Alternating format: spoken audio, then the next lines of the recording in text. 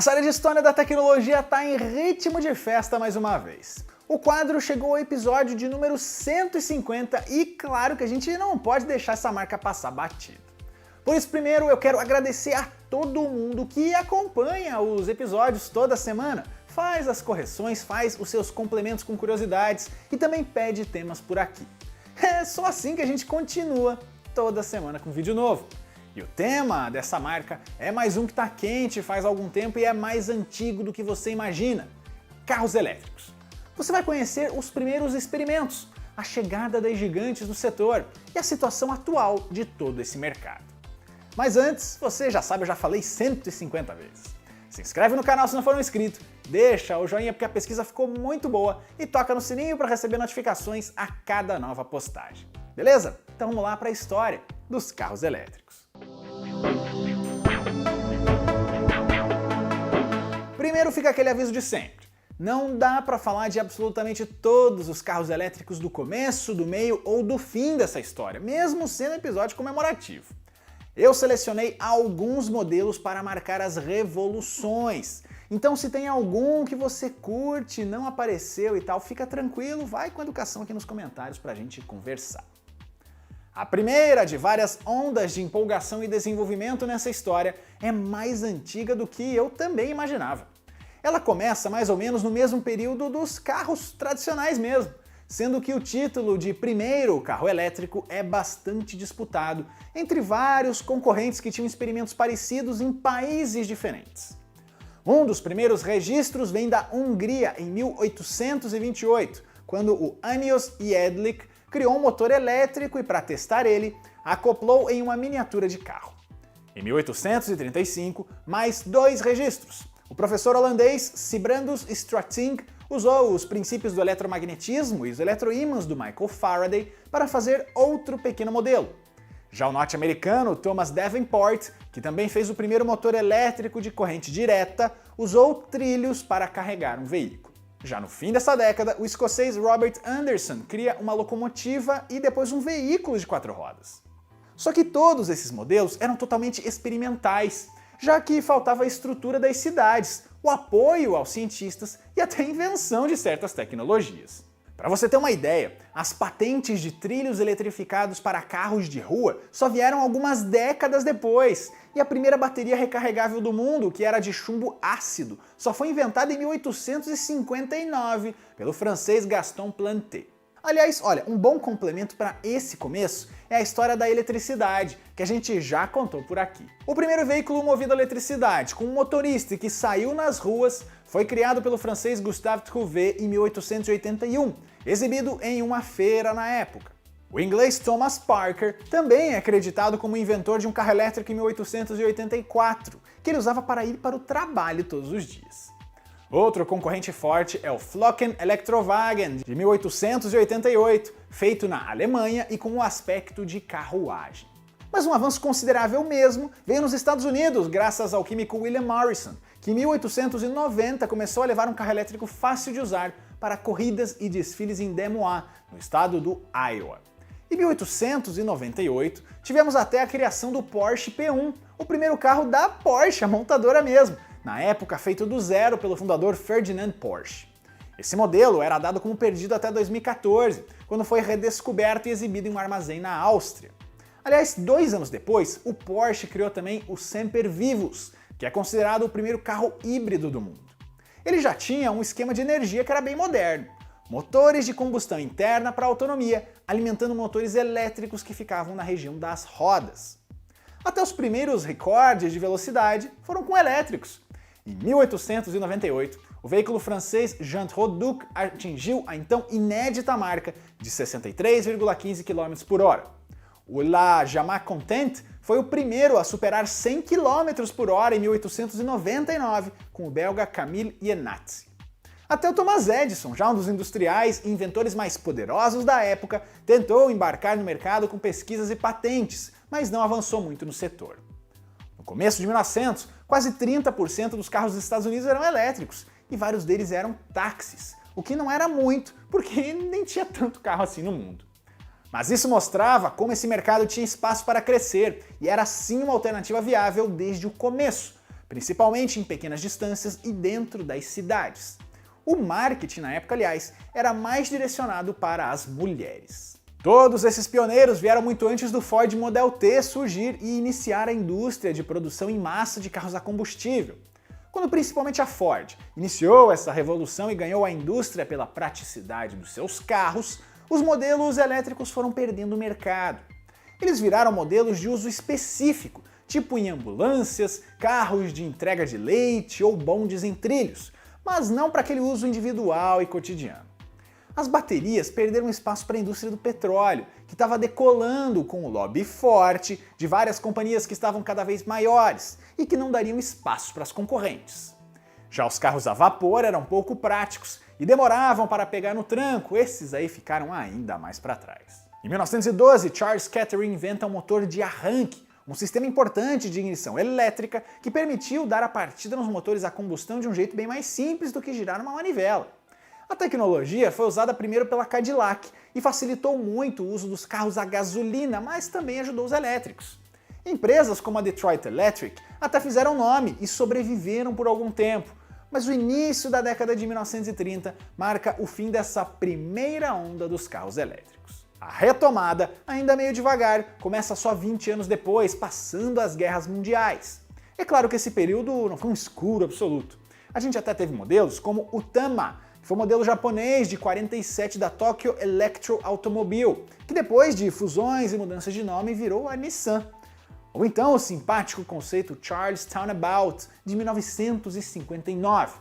Mas olha, nada concreto. As primeiras medidas foram políticas. Londres e Nova York passaram em 56 e 66 leis para reduzir a poluição no perímetro urbano, principalmente depois de grande concentração de fumaça que assustou a população em alguns períodos. E principalmente no caso dos Estados Unidos, isso envolvia inclusive popularizar carros elétricos. E uma nova leva de projetos ou protótipos começou a pipocar, como o General Motors Electrovert de 64, o experimento Ford Comuta de 67 e o BMW 1602E. A maioria nunca produzida em massa, só mostrando mesmo que as gigantes estavam de olho na possibilidade. Outro fato marcante veio em 71, quando o veículo de exploração lunar da missão Apollo 15 passeou pelo nosso satélite natural, rodando a partir de baterias. E mais uma exibição de como esse tipo de mobilidade era assim possível até em condições bem diferentes. Mas se a campanha ecológica não deu tanto resultado, um problema que afetou o bolso aí sim gerou visibilidade. 1973 é o ano de uma grande crise do petróleo, quando o embargo das nações árabes exportadoras afetou toda a indústria, aumentou os preços do barril, gerou pânico no setor e fez muita gente notar o quanto a sociedade mundial estava dependente dessa única forma de energia. Novos modelos então começam a surgir, nessa pegada de ser alternativo, de sustentabilidade. Alguns dos destaques incluem o Chevrolet Electrovet e o Sears XDH1 de 77, além de um exemplo brasileiro, o Itaipu da Gurgel, que já teve a triste, curta e bonita história contada aqui no canal. Outro carro bem curioso que apareceu aí foi o City Car, com visual bem peculiar e fabricação da Sebring Vanguard. Menos de 5.000 City Cars foram vendidos ao todo, mas eles mostraram que pequenas montadoras podiam ser parte da solução para popularizar carros elétricos, não só as gigantes de sempre. O interesse caiu de novo, agora porque o preço e o desempenho nem se comparavam com modelos a gasolina. Até por isso, nos anos 80, os principais avanços são na área de tecnologia de bateria, e o grande nome aqui é o John Goodenough, da Universidade de Oxford. Ele foi o líder da equipe responsável pelo cátodo feito a partir do óxido de lítio-cobalto, que é nada menos que um dos princípios da bateria de íons de lítio. Esse nome você com certeza conhece muito bem, porque é a composição de baterias de eletrônicos em geral, desde celulares até os automóveis. A Sony foi a empresa que iniciou a comercialização dessas baterias, e a produção em massa isso no começo dos anos 90. O trabalho com as baterias de íon-lítio rendeu em 2019 o Nobel de Química para o Goodenough, junto a outros pesquisadores que aprimoraram essa tecnologia. E esse vídeo não é sobre o funcionamento dos carros elétricos, então olha, eu não vou falar como o inversor converte a corrente até o motor de indução e tudo mais, ou então como funcionam as interessantíssimas estações de recarga. Tudo isso é assunto para outro vídeo, fica tranquilo, porque ele vai sair. E tem mais protótipo no mercado, com o HTV1, que era um híbrido plug-in da General Electric e da Volkswagen apresentado em 82, e o Audi Duo de 89, que era da mesma categoria, mas nunca foi além de um conceito. A década de 1990 é marcada por mais um empurrãozinho da lei, dessa vez com o Zero Emission Vehicle Program na Califórnia. Como resultado dessa política de sustentabilidade em veículos, a lei ajudou as montadoras a tentarem de novo fabricar uma nova leva de elétricos.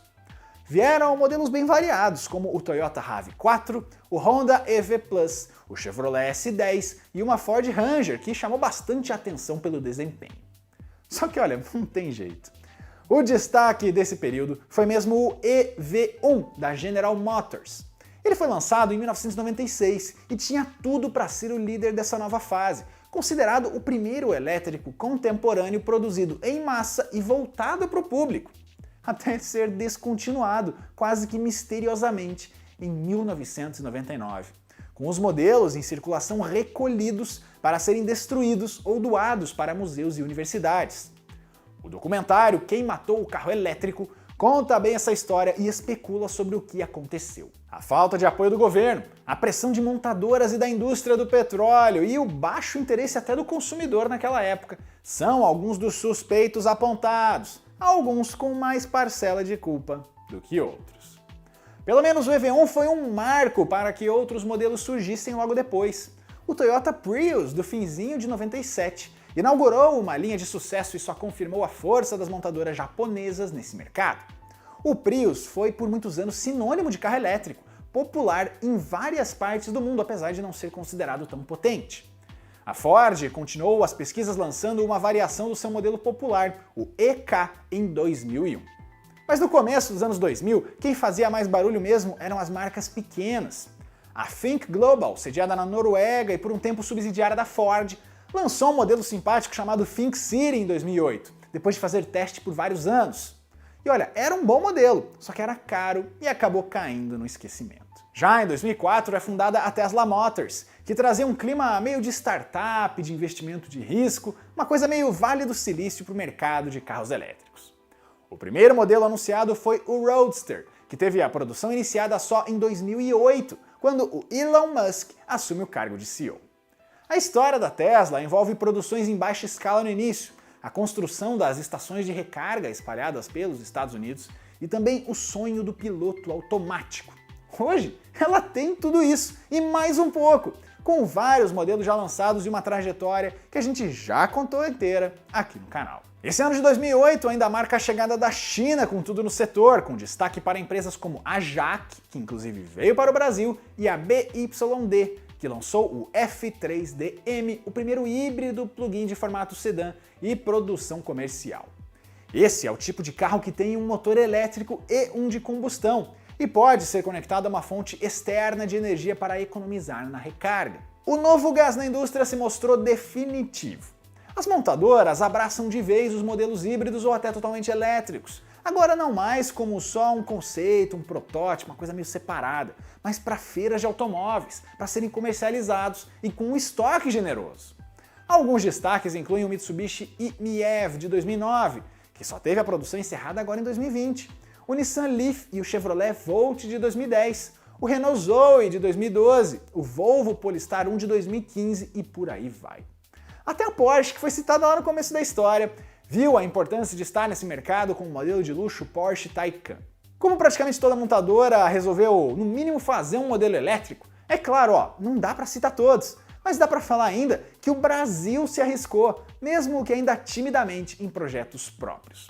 O Pompeo teve o primeiro conceito revelado ainda em 2009, enquanto o Ecotec 4 autônomo da Hightech Electric foi revelado em 2020. E claro que tivemos também alguns fiascos, que tentavam ser, a nova Tesla e não entregaram resultados como a LeEco, a Faraday Future e tantas outras. Até uma modalidade de automobilismo para elétricos, a Fórmula E, foi criada, disputada pela primeira vez em 2014. Lucas de Grassi e Nelsinho Piquet já foram até campeões por lá. E olha só, em 2017, a venda anual de carros elétricos superou a barreira de 1 milhão de unidades pela primeira vez. Ou seja, não tem mais volta não. Depois de tantas ondas passageiras, eles chegaram para ficar. E países, principalmente da Europa, estão cada vez mais impondo restrições para a circulação e venda de modelos a combustível, com Noruega e Reino Unido com os prazos mais ousados. A Alemanha, por sua vez, aumentou os subsídios e o fim de taxas para quem comprar um elétrico. Só que não dá para pensar que é fácil mudar uma indústria inteira assim de uma hora para outra, porque os desafios ainda são muitos. É preciso, olha só, baratear um pouco mais o carro, a bateria e a eletricidade. As tecnologias de autonomia também têm espaço para melhorar. E além disso, o Estado precisa ajudar nas negociações para a inauguração de estações de recarga ou isenção fiscal. É um caminho longo e cheio de obstáculos. Mas como você já viu nesse vídeo, os carros elétricos já estão nessa estrada faz bastante tempo. E essa história dos carros elétricos, uma trajetória que já é bem antiga, mas está muito longe de terminar. Esse foi o episódio 150 do História da Tecnologia, então eu vou de novo aproveitar para agradecer quem acompanha a série e pedir para que você continue com a gente para, sei lá, mais 150? Se você quiser ver uma empresa, um produto ou um serviço aqui no quadro, é só deixar o seu comentário aqui embaixo. Lembrando que esse é apenas um resumo, um recorte, e muita coisa pode ter ficado de fora, então vamos conversar com a educação aqui também.